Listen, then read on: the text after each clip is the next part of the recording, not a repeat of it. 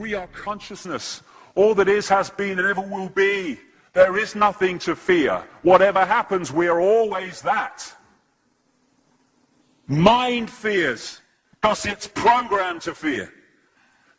When we're conscious, there's no fear in this. It's a shake of the head. Pathetic. Pathetic. Pathetic. And we need to do this. Compliance. We need to challenge that. Not with violence, not even with aggression. We just need not to fight it.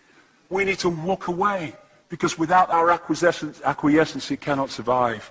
You know, when you look at a pyramid, we've been manipulated to believe the power in a pyramid is at the top. It ain't. The top of the pyramid is there because the rest of the pyramid's holding it up. We're holding this whole thing together. There's a story I told many years ago of a British comedian called Larry Grayson, who died. I kind of knew him vaguely, and not closely, but vaguely. I went to his memorial service in Covent Garden, and this other comedian did this tribute to his life in which he read out this story that Larry Grayson had told him. When they were going around the variety halls and the theatres in the 60s, they had this all-male show. And Larry Grayson was the only woman in it because he's dressed up as a woman. And he said that the end of the show, the last scene, all the sailors, all the men came on dressed as sailors, and they were singing Rule Britannia. You know, Rule Britannia, Britannia rules the waves. Oh, I'm very pleased for you. Okay. And as it built up, Larry Grayson would come on dressed as Britannia with the helmet and the shield, and he would be manhandled up the side of this pyramid to the top for the big finish. And he said one night, he said things seemed to be going rather well. He said, and then I noticed that a sailor in the bottom left-hand corner had got rather a cough. And this cough got worse and worse and worse to the point where the sailor couldn't stay in the pyramid anymore and stepped out of it. Larry Grayson, symbolic of this elite at the peak of the pyramid, ended up in the second row. And the elite, the power center, had done nothing to bring about this. One sailor, the bottom of the pyramid, had got a cough. And the whole thing collapsed.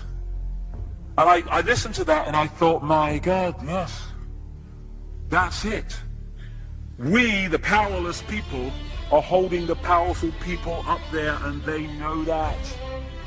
They're terrified of us realizing that. Do you remember that movie, animated movie, A Bug's Life? A Bug's Life with the grasshoppers? And what happened was there was these ants, and Ant Island as they called it, and these grasshoppers used to come every year and take all the food, and the ants had to spend a whole year gathering the food together for the grasshoppers because they were terrified of the grasshoppers. And there weren't many of these grasshoppers, and one day they're in their winter quarters in a tree, these grasshoppers, and they've got all the food they need, and someone suggested among the rank and file grasshoppers that they didn't need to go to Ant Island this year because they had all the food they needed. And then out came the leader of the grasshoppers to tell them the facts of life, and the few are going to control the many. It's a wonderful speech. If you ever can see that movie, A Bug's Life, I do recommend it. And he said, basically, they outnumber us 100 to 1. And if ever they figure that out, there goes our way of life. So we have to keep the pressure on, basically. We have to keep them working, so they don't figure out where the real power is. And that's why this network of manipulation works so hard to keep us in these states. Like I said earlier, what are people leaving foreclosed homes for? Foreclosed by banks that have caused the unemployment that lead to them having to leave their homes. Stay there, refuse to leave, make it difficult for them. Expose them for what they are. We make it so easy, the non-compliance. No longer will we just do it because we're told to do it. Is it just? Is it right? Okay, I'll do it. Is it unjust? Is it not right? I ain't doing it. We start to make the decisions on what we will and will not do based on our values and not some imposition from the dark suits. These people are gonna give me, grant me, or grant me not my freedom. I'm all that is. You can't grant me freedom. No one can grant me freedom. I am freedom. It's what I am.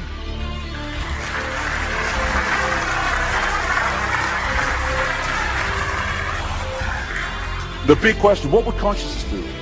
What would consciousness do in this situation? And when we ask that question, it really just changed the way we see the world.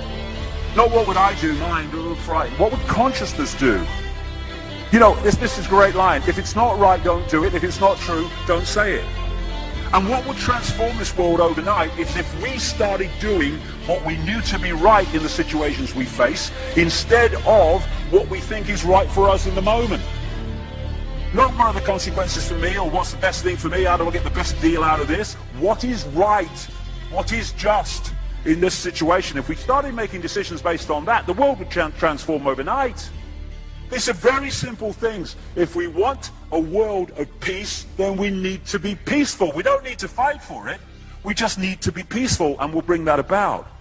If we want a world of kindness, we need to be kind, and then it will naturally unfold. We don't fight for kindness. As Martin Luther King said, it's a wonderful saying, piece of oratory. Cowardice asks the question, is it safe? Expediency asks the question, is it politic? Vanity asks the question, is it popular? But consciousness asks the question, is it right? And there comes a time when one must take a position that is neither safe, nor politic, nor popular, but one must take it because it is right. And when enough of us do that, what is right will manifest by definition. And we're in this position now where this vibrational change, this energetic change is taking place, where we can start cracking these eggshells, where we can start becoming the full magnitude of who we are, where we can be consciousness in the now, using mind to experience this reality instead of being governed by it, turning the key to let consciousness in. We're being offered this opportunity now. No longer can we say we didn't realize who we are, we didn't know we could do that.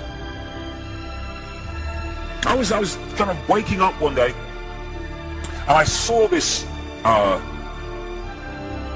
earth imprisoned, and I saw this big lock and a key going in and being turned. I went on the internet just very shortly afterwards. I was looking for a picture, not this one, and that's what I saw. The picture I'd just seen in my half kind of sleep. And that's what we're being offered the chance to do now, to turn the master key called becoming conscious that will bring an end to this. It's being given to us, we just need to take it. And to take it, we need to say enough. Enough of being enslaved by these people, enough of being enslaved by our manipulated ignorance, enough of being enslaved by the fear of being who we are.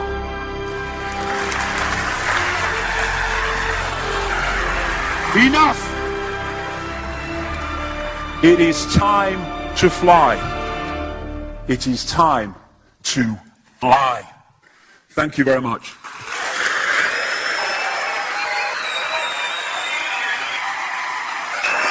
Thank you.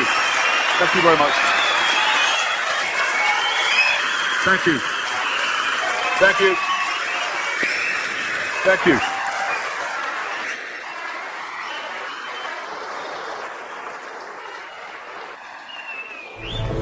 Enemy is approaching fast, requesting orders. General, what should we do? There's no response from command or from party leader Creedy.